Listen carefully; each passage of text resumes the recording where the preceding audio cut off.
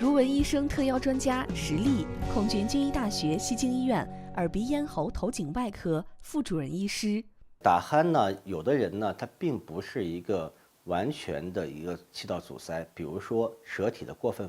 的一个肥大，那么这时候在仰卧位啊，会导致舌体的后坠，因此呢，仰卧位出现了打鼾。那么假如这时候他会做一个侧卧位睡眠的时候，这时候舌后坠的问题解决了，那么这时候他可能就不太打鼾了。但这些都是一个初步的，或者是我们很浅显的一种观察。那么真的要把它搞清楚，可能我们还要做一个检查，叫睡眠监测，需要在我们多种仪器的一个监视下，让患者呢在我们睡眠监测的房间睡上一晚上，通过机器的检测，最后来确定你的疾病到底是不是，第二到底有多严重。